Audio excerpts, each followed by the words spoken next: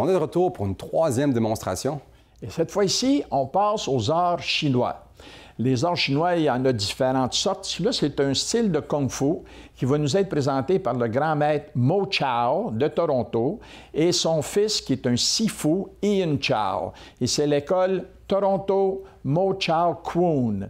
Et aujourd'hui, vous allez voir des choses extraordinaires parce que Mo Chao, qui est un grand maître, c'est aussi un membre du Temple de la renommée des Ceintures noires au Canada. Il nous présente des choses extraordinaires. Parfait. J'ai hâte d'aller voir ça. Ah, moi aussi.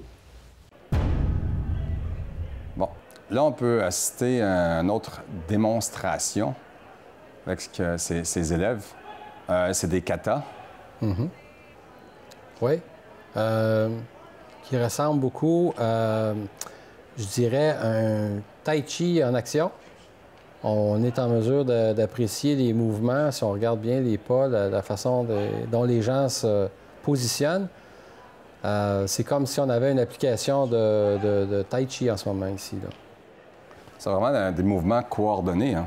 Totalement coordonnés. On voit aussi l'importance de la respiration dans les mouvements. Ici, c'est un rythme c'est une genre de plus forme. rapide.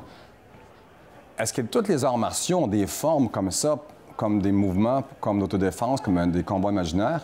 Oui, la plupart des arts martiaux, puis je dis la plupart, c'est beaucoup d'entre ces arts martiaux-là, ont justement ce qu'on appelle des katas. Ça porte d'autres noms selon que ça vient de la Chine ou peu importe. OK. Mais oui, c'est toujours une forme qui codifie, comme je disais un peu plus tôt, des techniques de façon à se souvenir des techniques. Et après ça, bien, il y a toujours la période d'application. Parce que là, on le voit faire plein de mouvements, il n'y a pas de partenaire en avant de lui ou d'adversaire. C'est comme s'il se battrait contre quelqu'un. Ben oui, mais en même temps, on n'est pas en personnes. mesure d'apprécier qu'est-ce qu'il fait exactement, sauf lorsqu'il donne un coup de poing.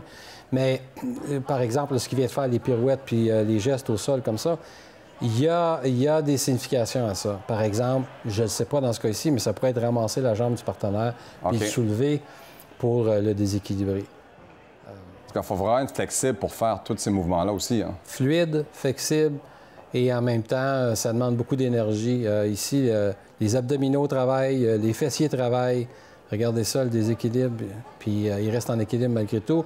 Il imite un peu la personne qui est ivre dans ses mouvements, et il y a des katas qui existent comme ça. Oui, comme le film de Jackie Chan. Là. Exactement. C'est exactement ça qui se fait. Ça, c'est un autre acteur aussi qui a fait promouvoir le Kung Fu avec Bruce Lee et tout. On là. est dans cette famille-là ici en ce moment-là.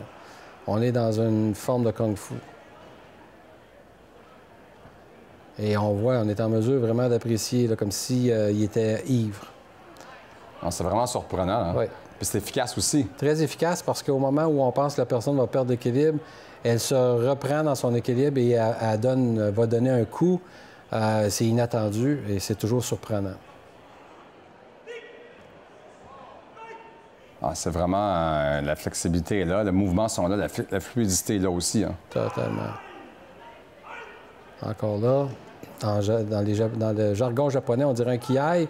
Ici, ça porte sans doute un autre nom, mais l'importance du cri pour exprimer la force de l'attaque et distraire en même temps la personne qui est devant nous. Puis tu vas chercher ton énergie à l'intérieur aussi. Exactement. Hein? Toute une belle démonstration. Là. Très beau. Comme ça, Ontarien a fait vraiment un bon travail, la Capital Conquest. Là.